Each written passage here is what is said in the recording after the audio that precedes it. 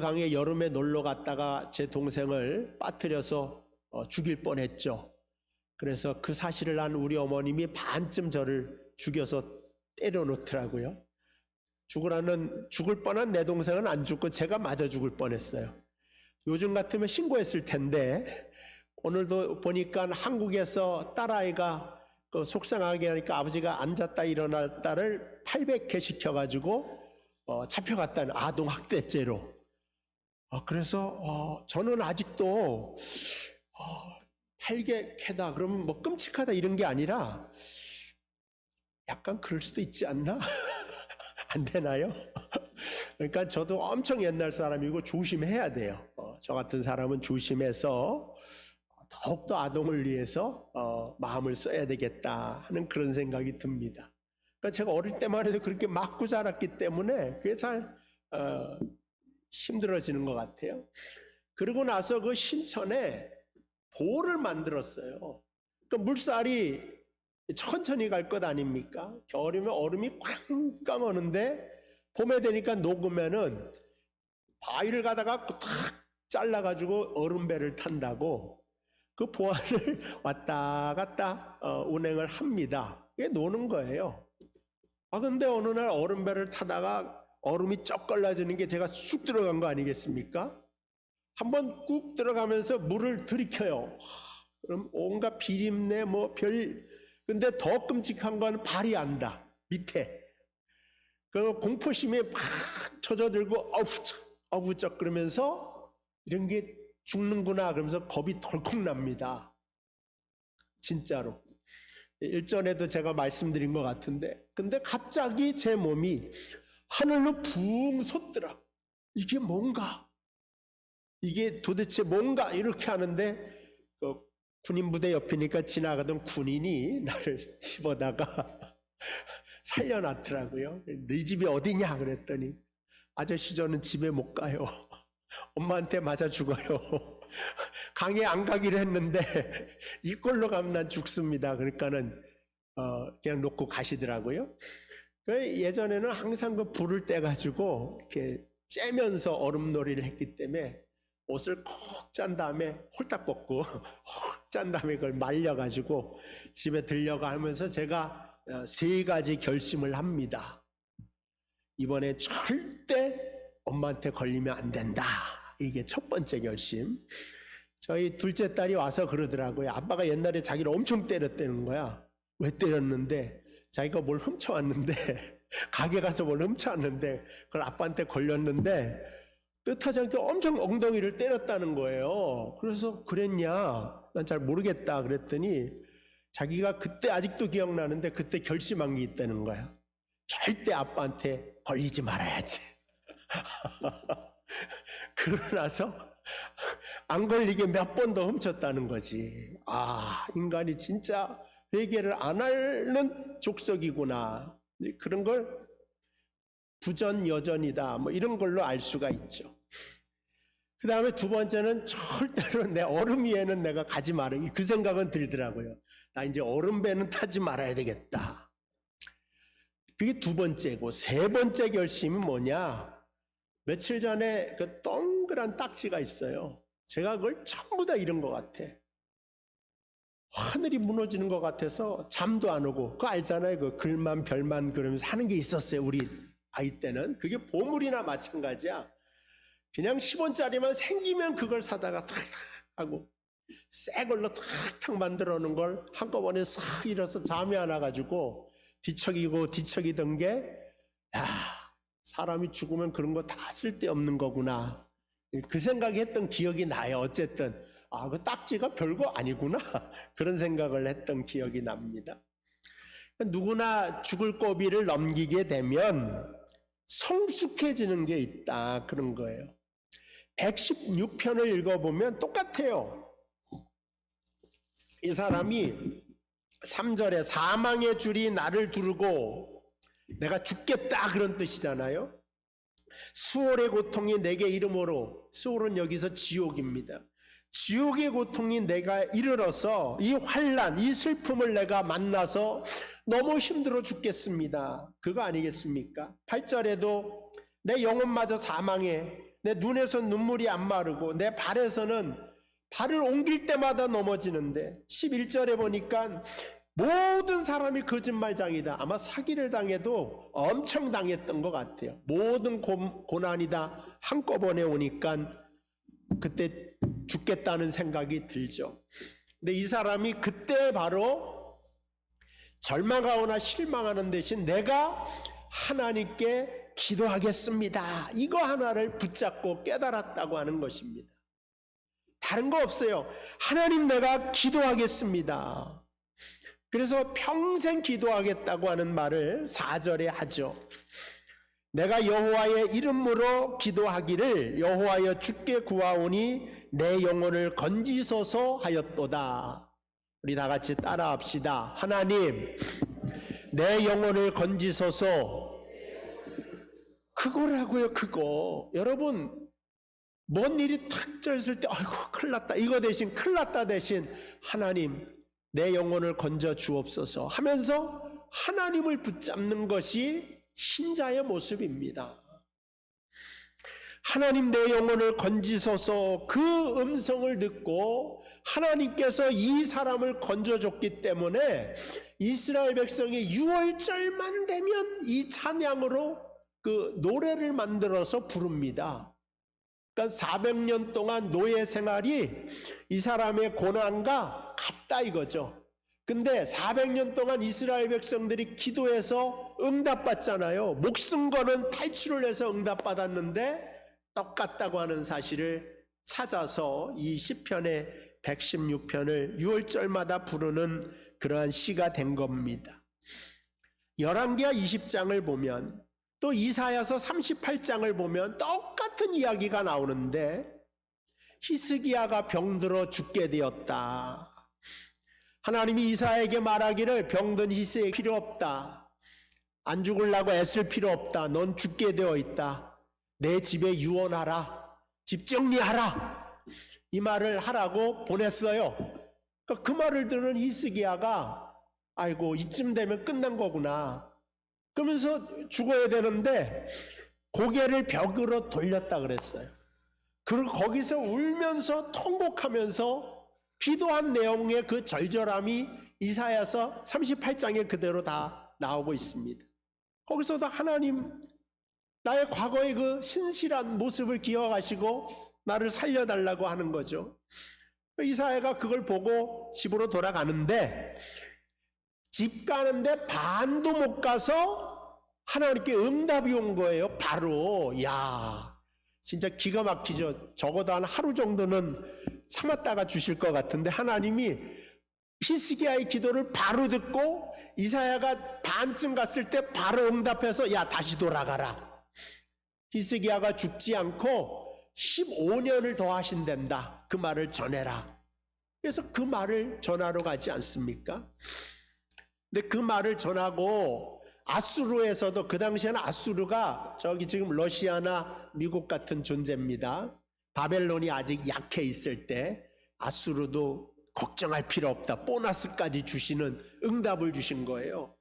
히스기야가 아파가면서도 믿을 수가 없는데 그 생각이 들었는지 무슨 징조를 주실래요? 이런 말을 했어요. 이사야에게 하나님이 받은 게 있거든요. 징조를 묻거든 뭐라 그랬느냐? 해가, 그림자가 앞으로 10도 갈래 뒤로 10도 갈래 둘 중에 하나를 구하면 내가 시행하겠다. 히스기야 가만히 생각해 보니까 원래 해 그림자는 앞으로 가는 거잖아요. 10도 조금 간다고 뭐 그 당시에가 아날로그 시대니까 안 갔는데 갔다고 할 수도 있잖아요. 그럼 뒤로 가게 해달라고. 그 10도가 가가지고 우리가 지금 한 40분을 히스기야 때문에 과거에 살고 있어요. 이렇게 돌아가서. 그 당시에 사람들이 40분을 젊어졌다고 갑자기.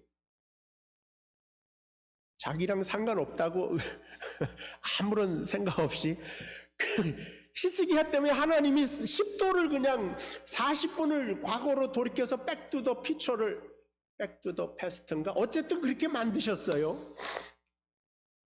그리고 이제 히스기야의 병이 났는데 무화과 나무에 반죽을 만들어 갖고 내 상처에 붙여라. 그냥 났어요. 저희 집 앞에도 무화과 나무가 있습니다. 상처 난 사람, 아직 이파리가 있으니까 그거를 막 빠가지고 바르면은 좋지 않을까 하는 그런 생각이 또 갑자기 드네요. 근데 이 히스기야가 결단을 하지 않습니까? 내가 죽을 위치에 있을 때 내가 세상을 바라보거나 사람을 바라보거나 의사를 의지하는 게 아니라 이제 끝났으니까 못 고친다니까 벽을 딱 바라본 건 세상을 다 등 뒤로 하고 내가 하나님만 바라보고 의지하겠습니다. 이 자세잖아요. 사랑하는 성도 여러분, 이 자세가 우리에게 필요한 줄 믿으시기를 바랍니다. 한번 해보시라는 거예요. 나는 진짜 평안해집니다. 평안해지면 일도 잘 풀려요. 하나님이 풀리게 해주신다고요. 진짜 다급하게 한 것 중에 실수하지 않은 게 없어요. 급하게 한 건 다 취해버려요. 그런데 내가 기도하고 담대한 마음이 딱 생기게 나면 모든 것이 차근차근 풀리게 되더라 하는 겁니다.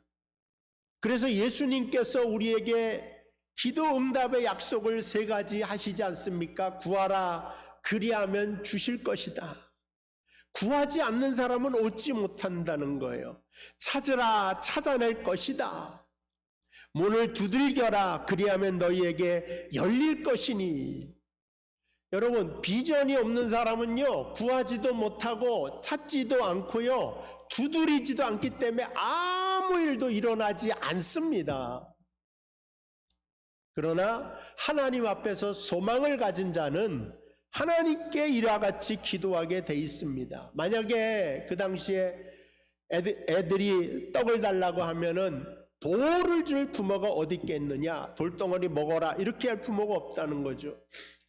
생선을 달라 하는데 뱀이 아마 생선처럼 생겼나 보죠. 뱀을 줄 사람이 없다. 너희가 이제까진 구하지 않았지만 이제부터 내 이름으로 구하라. 그리하면 내가 시행하겠다. 이게 누구의 말씀입니까? 예수님의 말씀이라고요.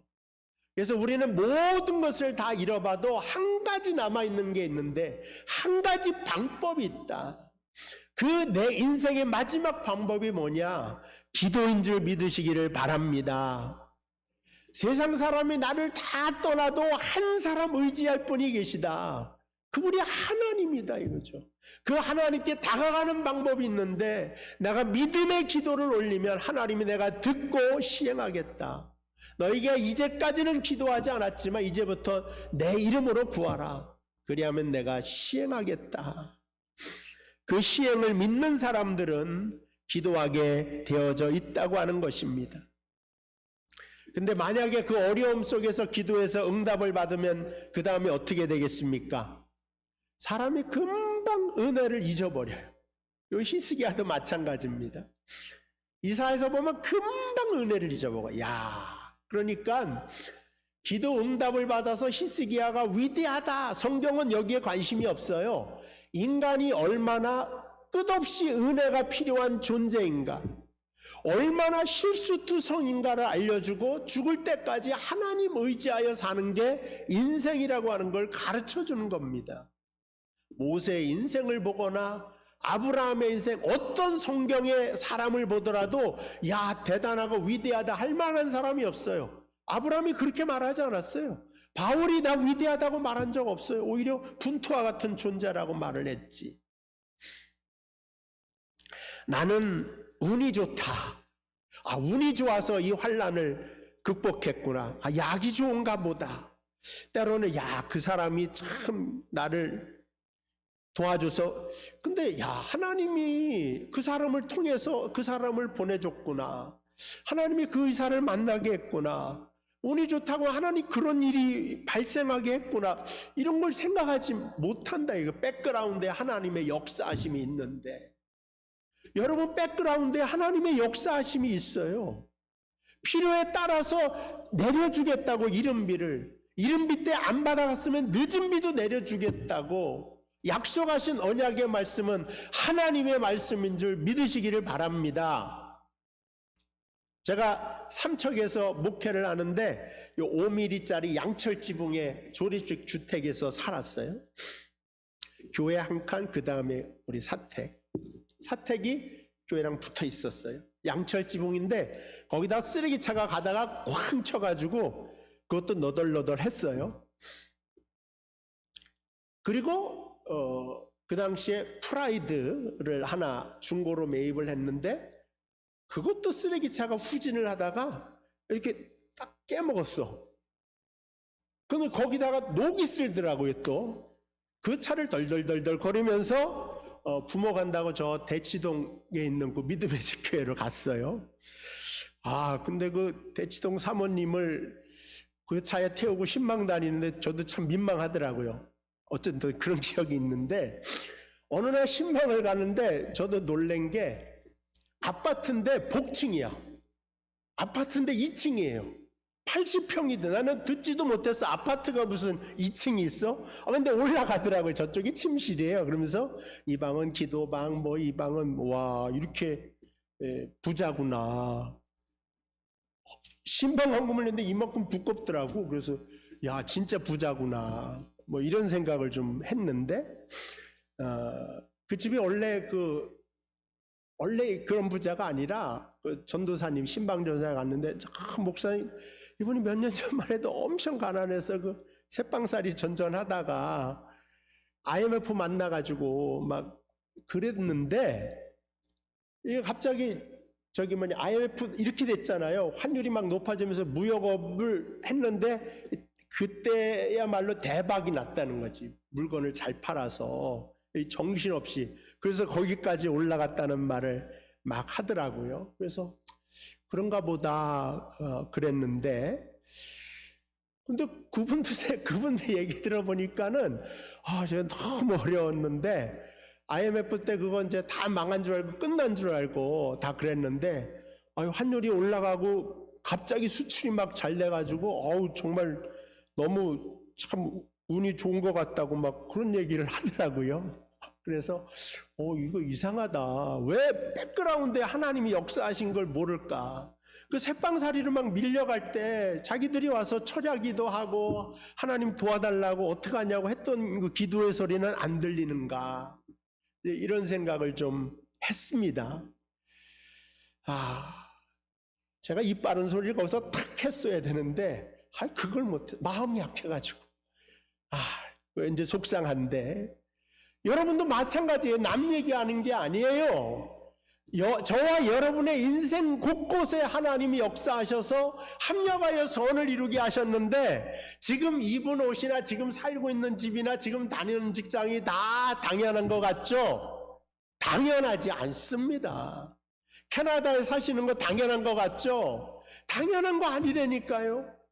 만약에 여러분들이 우크라이나에 태어났어 봐요. 거기 다 여자뿐이 없어요. 소련도 러시아도 마찬가지예요. 남자들은 다 죽어버리고 다 여자들만 다 있어요. 여자들만. 지금도 하여간 3끼 이상 못 먹는 사람이 지구 인구의 3분의 1.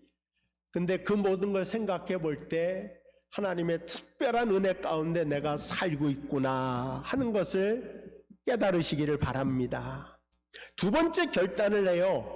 고난 중에 은혜 받은 사람이 두 번째 결단은 뭐냐? 하나님, 내가 이제부터 하나님 눈앞에서 살겠습니다.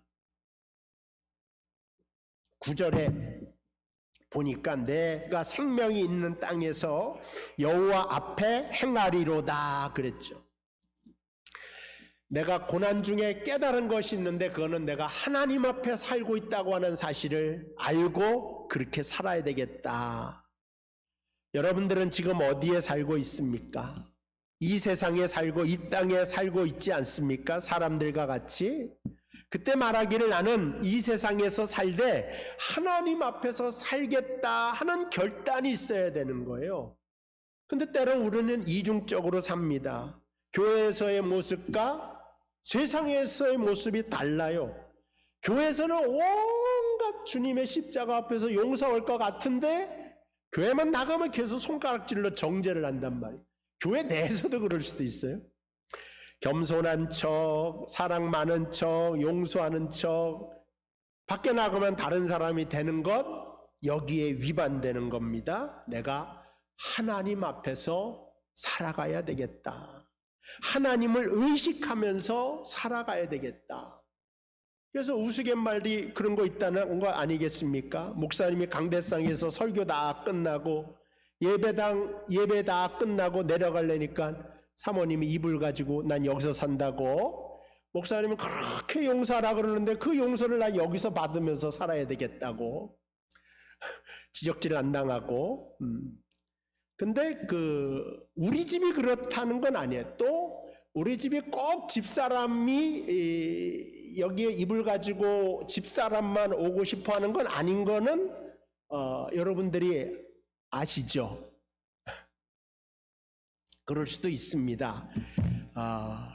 저는 저 사람이 여보 그러면 예, 왜 그러세요?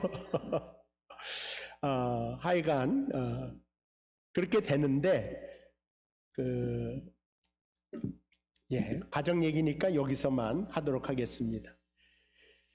그 이중적인 사람의 대표적인 게 누구냐면은 바리새인들이잖아요. 내면의 부패가 너무 심해가지고 예수님이 이들에게 회칠한 무덤이라 그랬어요.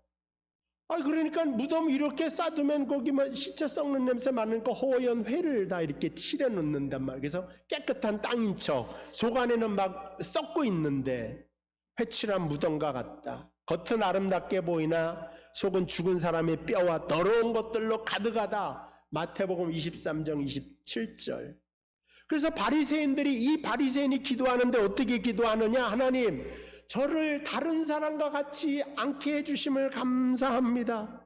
저는 간음하지도 않고요, 남의 것을 도둑질하지도 않고요, 빼앗는 강도직도 안 하는 사람입니다. 그리고 저 옆에 있는 세리 있죠? 저 세리와 같은 죄를 안 짓게 해주신 걸 너무나도 감사합니다. 이렇게 교만을 떨고 있었단 말이에요.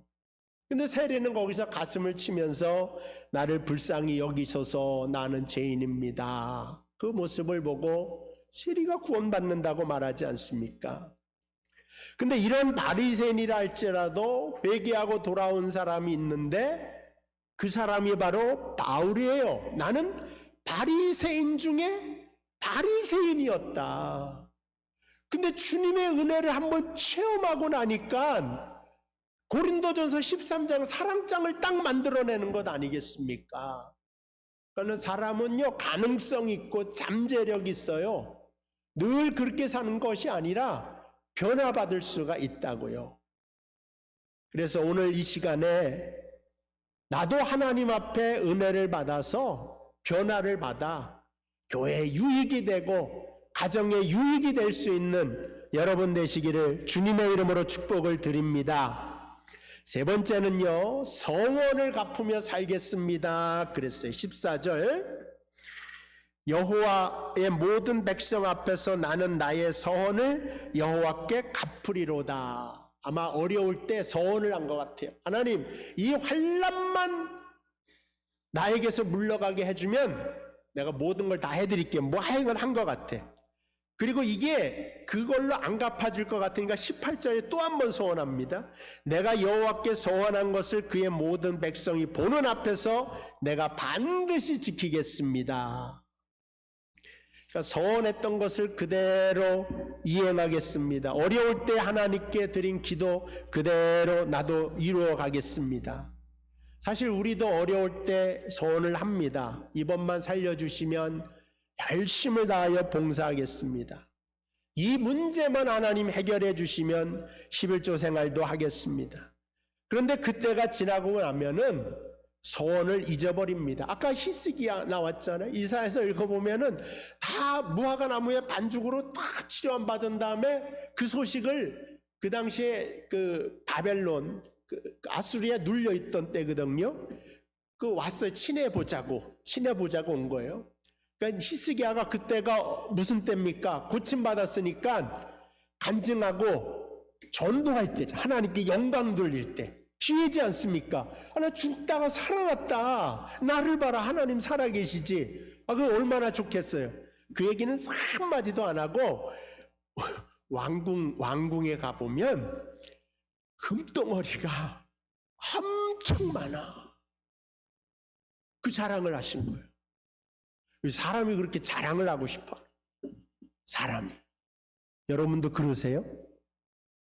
제가 궁금한 게 있는데, 우리 할머니가 항상 얘기하는 게 나는 너희 할아버지한테 이해할 수 없는 게 있다고. 그게 뭐냐고. 아니 동네 사람이 오면은 저 개짝에 우리 금덩어리 이만한 거 하나 있다고 그런 말을 하신다는 거예요. 자기는 열어보자고 할까 봐 겁이 나서 거기 아무것도 없는데 네 할아버지가 그러더라. 그래서 그래요? 그래서 왜 그런지 그런 말을 했던 게 기억나는데, 히스기야를 닮아서 그랬는지.